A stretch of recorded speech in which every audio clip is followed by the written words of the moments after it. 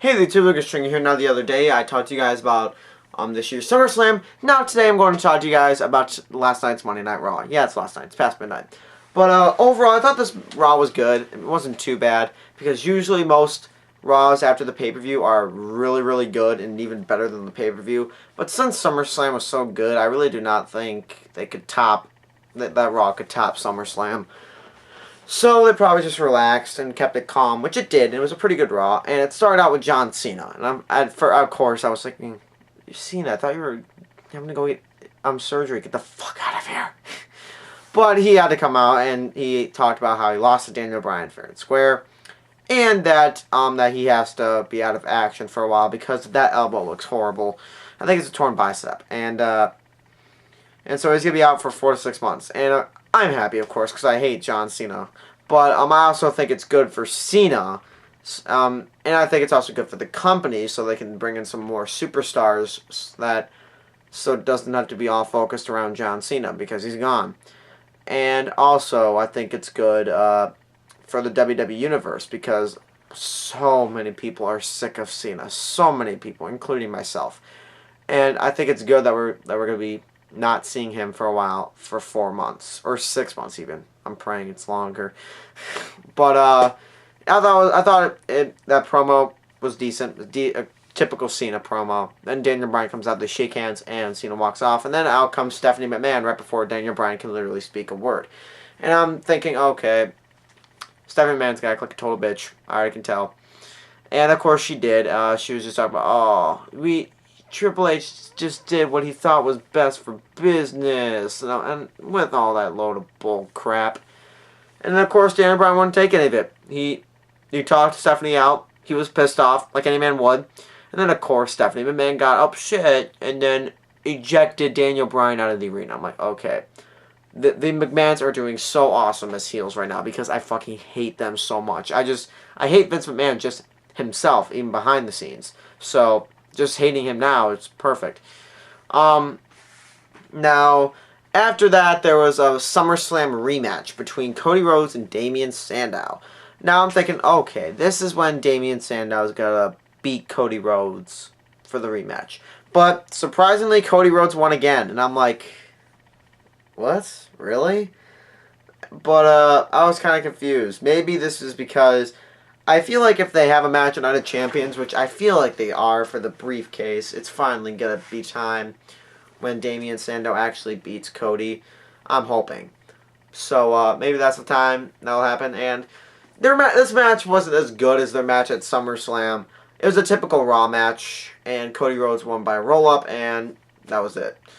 And then afterward, I'm not sure if this happened before or after the next segment, but there was a backstage segment with our Raw GM, Brad Maddox, and of course he was bitching and complaining about, oh, someone said this about Triple H, someone said that about Triple H. I'm like, oh god, the authority's gonna be such assholes. And it's gonna be so entertaining because we're gonna hate them all. And because Brad Maddox was getting hardcore boos tonight on Raw, or last night on Raw. And he made Dolph Ziggler be in a 3-1 handicap match with the Shield later on that night because of what he said on WWE.com about Triple H. So, after that, Paul Heyman came out and addressed CM Punk. Basically saying, I want an apology. I forgive you, CM Punk. You just have to come out here and apologize. Then we can team up again. You can get the WWE title back. And stuff like that. And actually, I wasn't really sure. Maybe CM Punk was going to do it. But then again, I'm like, not really. Because CM Punk would probably still come out super pissed off. Which I'm going to get to later. Then after that, it was the Pointless Diva Tag Team match, which was the Funkadactyls versus Cray J. Lee and Layla. I love calling her Cray J. Lee because it's funny as hell. And surprisingly, it ended up with the Funkadactyls winning, and I'm like, really? I think it was Naomi did a roll-up on Layla, and Layla, of course, had screamed in the ring. Like, that. It was so weird. That was like, she was like, ah! And stood there, then just went down on her knees. I'm like, so stupid. But it was a stupid Divas match. Who cares? Then afterward, it was the Shield versus Dolph Ziggler. And then Dolph Ziggler actually did pretty good in the match, just for him to be a 3-on-1 handicap match. But then, of course, it ended up with Roman Reigns hitting the spear, which is basically the only shit that Roman Reigns does. I can never stop complaining about that. It's all he does, even though I like Roman Reigns. That's pretty much all he does. Arrives, spears, leaves. And that's it. And then he just makes Dean Ambrose and Seth Rollins do all the good wrestling work. That's what I think, but oh well. And then it ended up with the Shield winning, and then after that, Alberto Del Rio versus Sin Cara. And I'm like, how many times have we seen them wrestle? Seriously. And literally, Sin Cara botched a botch. How is that possible? Sin Cara, I fucking hate you so much. You're so stupid. Stop botching. I hate you're so stupid. And because he got injured during the match and the referee had to stop the match, I'm like, okay, Sin Cara, no. I bet even like Sin Cara supporters had to stop after that because Sin Cara is just so fucking stupid and pointless. He should just leave WWE. Because we're not getting the Rey Mysterio versus Sin Cara mask match. It's never gonna happen. Because I bet when Rey Mysterio immediately comes back, he's gonna announce his retirement. That's just what I think. Now afterward, Alberto Del Rio cut another promo. Then Ricardo came out, and he was marketed now as the big babyface, and now he has someone new to defend, and it was none other than I really felt like it was gonna be Rey Mysterio though. I'm not gonna lie, I thought it was gonna be Rey Mysterio, but then there's a run. I'm like Rey Mysterio, then Rob Van Dam. I'm like, really? What? That was so random. Maybe, and I feel like it's gonna be Del Rio versus Rob Van Dam for the world title, which will be perfect because Rob Van Dam is from Battle Creek, Michigan, and Night Champions is gonna be in Detroit, where I'm going. I can't wait for that. Even though I'm afraid it's gonna suck torture, but it's a pay-per-view, so. But then Del Rio was just immediately took action and was loading on punches to Rob Van Dam. Then Rob Van Dam was getting momentum. Then, of course, Del Rio just retreated and left the ring. So I feel like it's going to end up being Rob Van Dam versus Del Rio at Night of Champions. And after that, I think there was another backstage segment. There was, but I'm not sure if it was at this point. Then there's an interview with Big Show, and then Brad Maddox came in. Oh, now you're going to be on a 3-1 handicap match with the Shield. But instead, the Shield, every member of the Shield, I'm stuttering too much. And then he said every member of the Shield will be allowed in the ring. So it's basically a tornado match with a handicap match. I don't know. Then afterward, it was a tag team match, which this shocked me. The Real Americans versus the Primetime Players. I'm like, a Primetime Players face turn? Random out of the blue, but probably because of the whole everyone's really supporting Darren Young since he came out of the closet and announced he was gay. Which I thought was great. It was good for him. I was really happy for Darren Young. And he did awesome in this match. Darren Young did very, very well, and the Primetime Players ended up winning when Darren Young pinned Cesaro.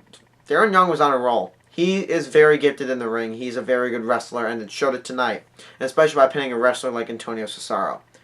I thought that was a good tag team match. It was very, very good. And I feel like it could be a face turn for both the Primetime Players.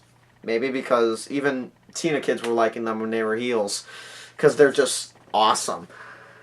And then after that, yep, I was right. And after that, it was the Shield versus Big Show, which I felt like Big Show could have won it. And it was so weird. He had a new, blue ring gear, and then he, immediately came back, and I was high-fiving the audience again. I'm like, okay, Big Show's going to be the hardcore babyface again. Oh, well, he's good as a face. I'm not going to lie. He's good as a face. And then, I thought Big Show could have won this match, but then it ended up with Roman Reigns hitting a spear. All he does. Seriously. And then they won with a triple power bomb. And then that's it. After that, CM Punk came out to respond to Paul Heyman. And I'm not going to forget this ever. It was such a funny moment on Raw when he was calling out a fat fan. And he was like, get in here right now. Get your ass in here. Yeah, you don't have the balls. And it was so funny and so awesome. CM Punk was utter pissed off. and it was beautiful. He cut an amazing promo. Then afterward, Curtis Axel came out to have some sort of fight with him. I think it was sort of an unsanctioned match, which I thought was awesome. But then CM Punk ended up winning. Kind of. He hit him with the GTS on the steel steps. Hold on, it's getting blurry. Oh well. Then but Curtis Axel was getting an advantage with the leg, and you thought he was about to break his leg when he put his leg on a steel chair. He was about to jump on it from the top rope, but of course CM Punk moved out of the way. And after that, there was Bray Wyatt versus R-Truth, and of course, you know what happened. Bray Wyatt ended up winning. And there's actually no interference from the Wyatt family, so Bray Wyatt won fair and square. And then after that, it was another tag team match. The Usos versus 3MBs. I think it was Jinder Mahal and Heath Slater. And Drew McIntyre was at ringside. I think that's what happened. And it ended up with the Usos winning by the big frog splash, or splash, whatever. And I think it was on Jinder. Then, after that, there was a match between The Miz and Wade Barrett. And I knew Someway Fandango was going to appear after SummerSlam last night with the whole segments. I forgot to mention I just didn't really care enough with The Miz being the stupid host of SummerSlam, which was so pointless. And now, here's what I was worried about. Since Fandango interfered by doing that leg drop off the top rope right in The Miz when he was doing the figure four, I felt like, oh god, they might just erase Cody versus Damian and just put in Miz and Fandango. But I think that would probably be on the pre-show. Yeah, that'd be the pre-show match, Miz versus Fandango. I think that's going to be the Money in the Bank. Not Money. Oh, I'm so tired right now. It's 1 in the morning. I think it's going to be the Night Champions kickoff, Miz versus Fandango, which I thought it would be a battle royal for one of the champions, either the U.S. champion or Intercontinental champion. Unless they start a feud with one of the champions on Raw or SmackDown. Who knows what's going to happen after that. Then afterward, there was that Randy Orton celebration as WWE Champion Coronation, which Triple H cut a big heel stylish promo, and it was a pretty good promo. Then afterward, Randy Orton came out, and they said, Daniel Bryan, just come out here, come on, we'll talk like men, which I knew they were up to something, and of course it ended up happening with the Shield. They just let the Shield attack him, then they were about to hit a triple powerbomb on him. But Daniel Bryan actually was getting at the Shield. Then, of course, the Roman Reigns spear. All he does. For 3 times that night, all he did, spear, spear, spear. And then nothing else. But then they're about to do a triple powerbomb. Then Triple H, no, Daniel, come on. Get in here. Come on. You got some fight in you. Come on, come on, come on. And then right when he got in the ring, Randy Orton hit him with an RKO. And then, which I knew was I kind of knew was expecting. And then then there was hardcore boos right after the RKO. So I bet Randy Orton's definitely going to get a lot of hate now, which is good because I love him as a heel. And then there was a huge line with Stephanie, Triple H, Orton, and Vince. And they all stood up and raised their hands, and I thought it was a good heel moment, which unfortunately is not going to bring Evolution back, but it's just going to bring this whole Authority being the big-time heels, which I don't mind. And I'm hoping this will bring to Randy Orton versus Daniel Bryan at Night of Champions, which will end up Daniel Bryan getting screwed again, I bet.